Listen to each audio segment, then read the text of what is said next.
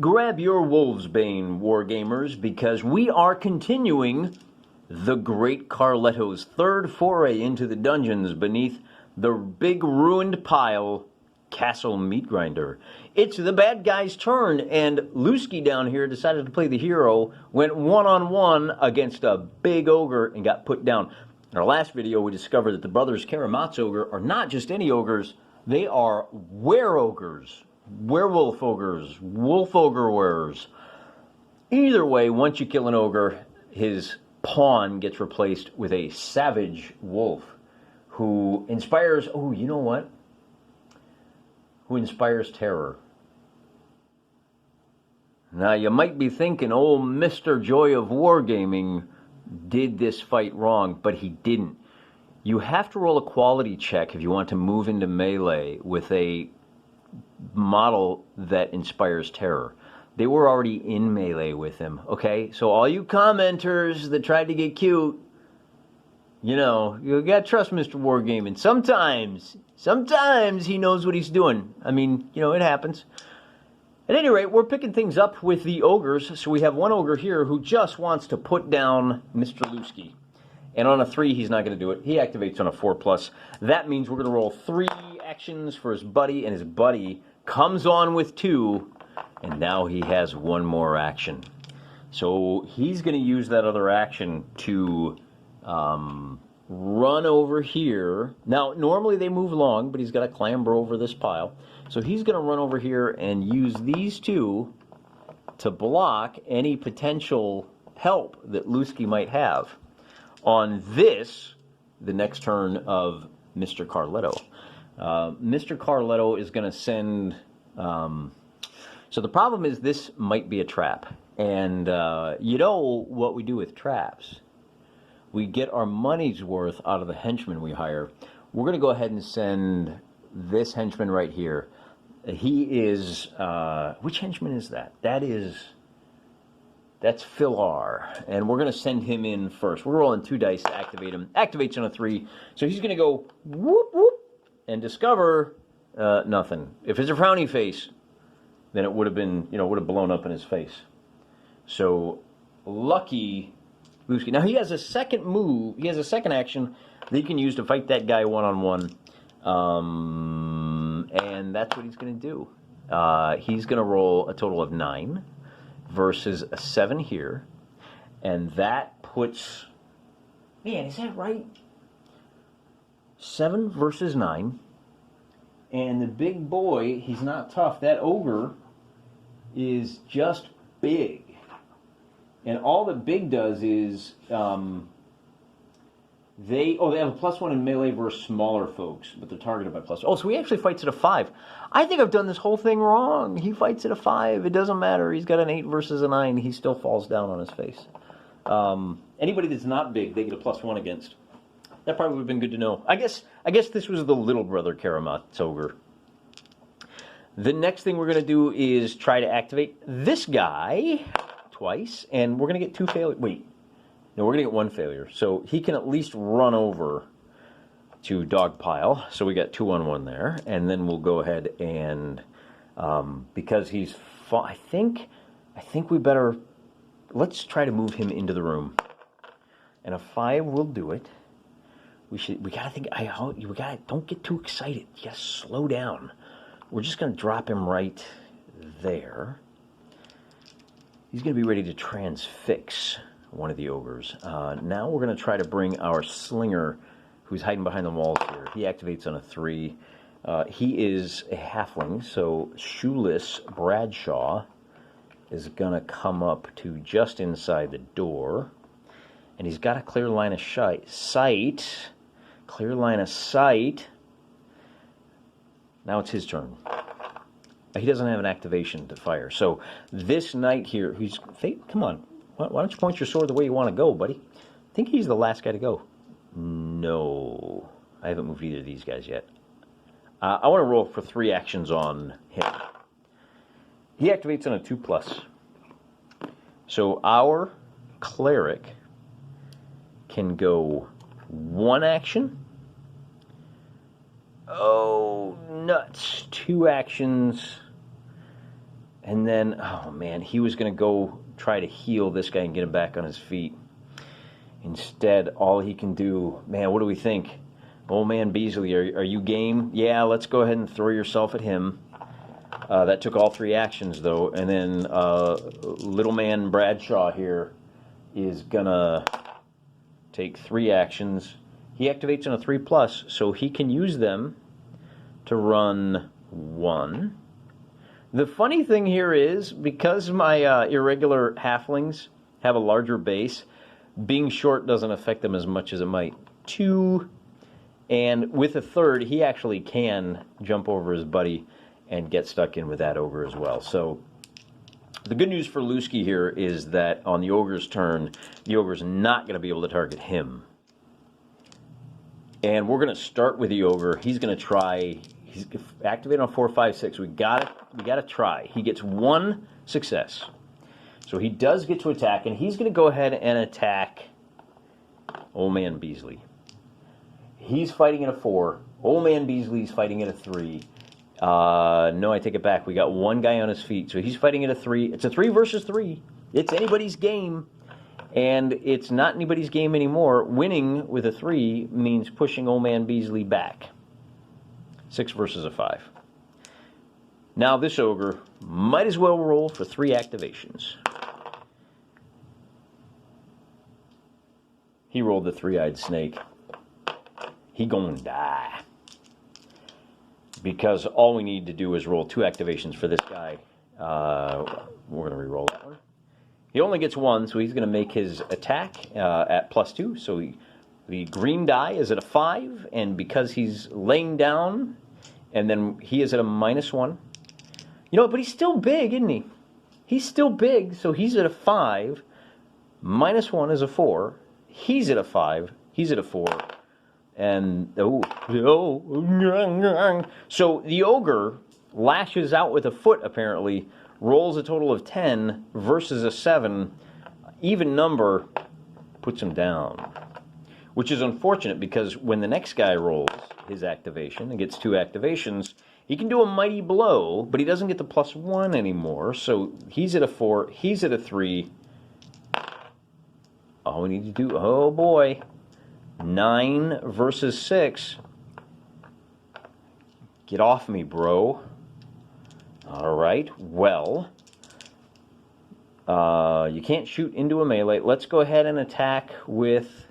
Old Man Beasley's going to step up. He gets 3 activations, so he gets a power attack, which means he's attacking at 4 versus a 3. No, I take it back.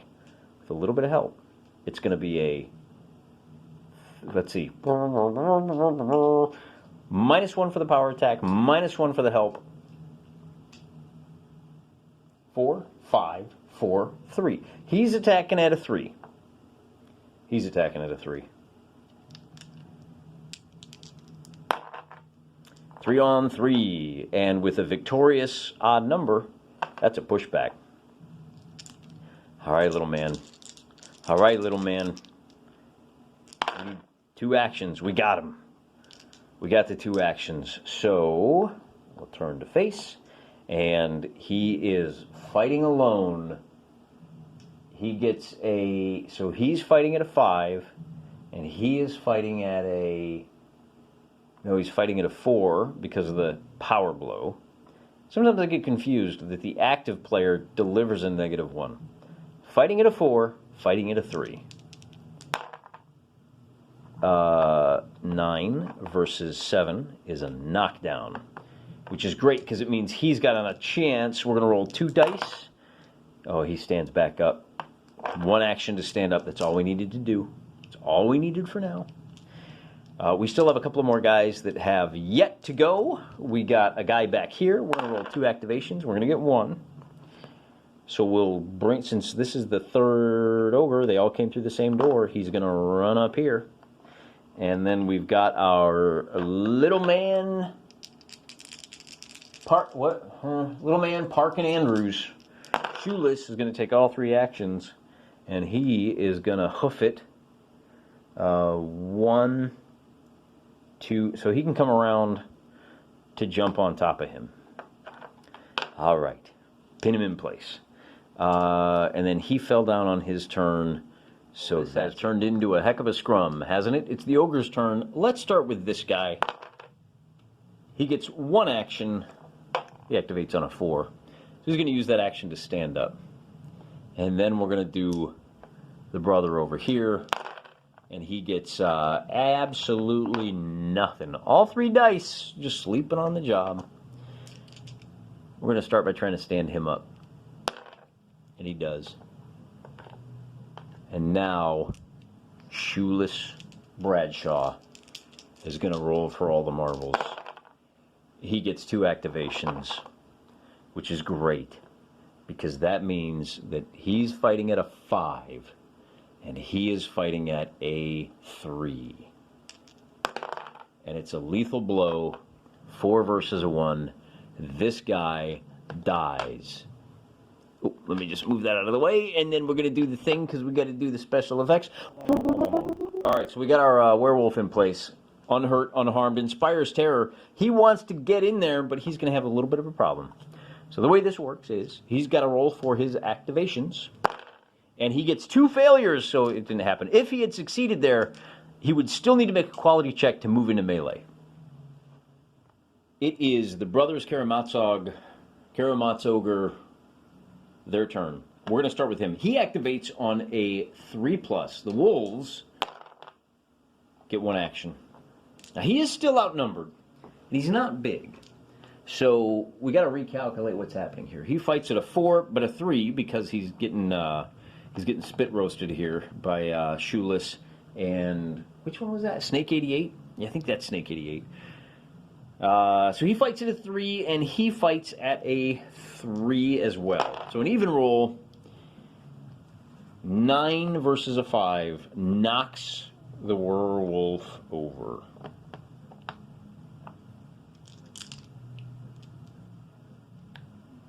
This ogre gets a turn to take a turn. He's going to try all 3 times. He is not going to score a single activation. I'm having the devil's own time getting these ogres to act on 3 dice. 1 in 8. 1 in 8 chance that he could get 1 attack. Just wasn't meant to be. Which is too bad, because his brother could have used a little bit of help on this one. Things are back over to the much larger team of good guys. And Old Man Beasley, I really like him. I really want him to do something. He activates on a 2+, so with 3 actions he can run up. He's got a power attack. Bear in mind, the ogre is still big, so the ogre is fighting at a 5, -1, -2, -3 for the power attack.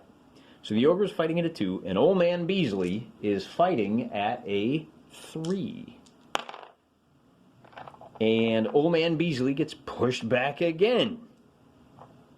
Alright, so we'll roll for this guy. He's going to try to swap out. He gets 2 actions, which is all he needs. 1 to get stuck in. And now it's going to be fighting at a 3 versus a 5, 4, 3. 3 versus 3. Even roll. And, oh, that was a close one.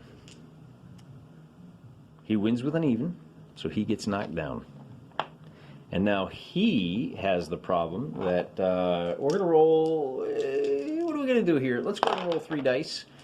Good deal. He gets the power attack with all those activations. So he's fighting at a 4 now. 4, 3. He's fighting at a 3. So we're rolling at evens again. Am I doing that right? He's only got 1 helper, so 5 minus... Yeah, I think either way, it's fine. Uh-oh. Rutro Raggy. Now we really need to calculate this out to be sure we understand exactly what's happening here, because I think he's going to die. He's at a 5, plus his combat of 4, plus 1, because he's big. So that's 10. -1 is 9. Power attack makes it an 8. Okay. 8 and 4. He goes squish now. Actually, squish. He gets cleaved, man. He gets magician's assistanted right in half, right across the bread box. That's pretty gnarly. It is not one of them fancy, what do you call it, mega deaths. So no morale checks. No morale checks necessary just yet. And it was his turn, so now we're going to go to Mr. Lightfoot here. Actually, we're going to try to move him in first because all he needs is one move to get into action. Oh, no. No. He has to roll a quality check. And he said, oh. Now, it gets complicated. Let's slow down. If he's fallen, is he still terrifying? You know, it doesn't say. I'm going to say that, yeah, just because he's laying down and hurt, I mean, a wounded animal is just as terrifying. So what we're going to do is we're going to make him spend 2 actions to work his way around and get stuck in there. So it'll be 1 to here, 1 to there. He says, I don't want none of this. I'm going to go attack the ogre instead. Because the giant towering mountain of flesh is not nearly as scary as the little pupper here. He's got some help at least. So he's got that going for him. It's still not going to look all that great because he's attacking at a 5 and he's attacking, well, he's got a little bit of help. So he's attacking at a 4 versus a 3 and 7 versus 6. With an even, he falls down and goes boom. All right. All right. Now he is in contact with a fallen boy. All right, a lot is going on here. Trying to keep track of 8 heroes is a bit of a trick here. So he's already in contact. He's going to make an attack there. And he does it, well, he only gets 1 action, so he only gets the 1 attack, and that ends their turn. That attack is going to be against a monster with a skill of 3 versus a 3. And an 8 versus a 6 is a win, so this terrifying monster goes bye-bye. Interesting note. The werewolves, because they're already in hand-to-hand combat, whoever kills them isn't impressed. Like, oh yeah, you got real hairy. oh, my wife does that. I mean, not mine. I'm just like the theoretical mind. The wife started watching these videos the other day, so I got to be a lot more careful about what I say so that I don't wind up sleeping. I bought a very comfortable couch. Hey, you younger fellers, buy a comfortable couch, okay? You'll thank me later. It is now the bad guy's turn, so he does get a chance to stand up, and stand up he does, and take a swing he does. He'd really like to kill this guy, but he's going to have to fight this guy instead, and that's going to be at a 5 versus a 3. No, a 4 because of the little bit of help. So that's a 7 versus a 7, and nothing happens except the turn kicks over to the heroes. And we're going to go ahead and try healing. I've never done this before. So the first thing we're going to do is roll for 3 actions with Old Man Beasley. And the way healing works with clerics is, the first step is to grab your rule book and read how healing works, even though you checked it just before the game. It is a, let's see, faith healing. He's going to lay his hands on the friendly models, and he's adjacent, so we're good. He's spending 3 successes to heal 3 points of quality loss. 2 successes can make a fallen model stand up. Worth mentioning, so he stands up on the cleric's turn. Worth mentioning is that if he rolls 3 failures, then his god is displeased, and for the rest of the game, he is no longer lethal against undead, and he can no longer heal. So you got to watch those fumbles. 3 failures is bad. Now, because he didn't spend an action to stand up, I'm just going to go bink, bink, bink, and roll for 2 attacks for him, and he doesn't get the power attack, but that's all right. Attacking at a 3, attacking at a 3. Even Stevens, and 9 for the ogre, and a 4 for which hero was this? I think that's Aluski. Sorry, Aluski, you are going to the happy hunting ground in the sky. Now it's time for Vassal. No, that was Snake 88. Yeah, it's Vassal. Is this one, and Vassal is going to take 2 actions, and he's only going to get 1. So he's fighting at a 3, and he's fighting at a 4. We got to get some more help in there. And with a failure, he gets knocked on his butt. That's going to be an 8 versus a 7. Even number. Dude goes down. So we got to bring him up to help out. 3 actions. He only, oh my goodness. He only, and I'm even going to, you know what I'm going to do? I'm going to play straight, man. I'm going to play straight. He's going to run. Yeah, he can make it. Okay. So he runs up too. They're just playing, we should have named this brother Pinata. It's the Pinata Ogre's turn, and he finally gets 2 activations. So he has a power attack now. And he's going to power attack the little shoddy here. And Bradshaw is going to be fighting at a 2 because of that power attack. But he's going to be fighting at a 4 because of the aid that is being rendered. So 8, 8, and a 9, and that pushes him back. Doesn't do the ogre a whole lot of good, to be honest with you, because that's all he can do for his turn. We're going to roll just to stand him up, and he is going to do it. That's all he can do. Get there we go. Okay. Okay. And then we're going to try to bring him into combat. And we're not going to do it. So we'll go ahead and bring Shoeless in to melee, and we're going to do it. And we're going to bring, we're going to save him. We're going to roll 3 actions for Old Man Beasley. We just got to hit this guy with everything we have. And with 3 successes, Old Man Beasley is going to have 1 to move up. And 2 for the power attack. That means this 5 becomes a 4, 3, 2, 1. Because it's the power attack. He's at a total of -4. Old Man Beasley fights at a 3. So it's a 3 versus a 1. 6 and 2. And we got to do the sound effect. I don't remember what it was. Doodly, doodly, doodly, doodly, doodly, doodly. What's awesome, though, is that this guy has not attacked. So we're gonna try and make him do so. He gets 2 successes. That's going to be a power attack. Fighting at a 3, 2, 1, 0. So it's a straight die roll versus a 3. 4 to 4. And that's a tie. Awesome. Awesome.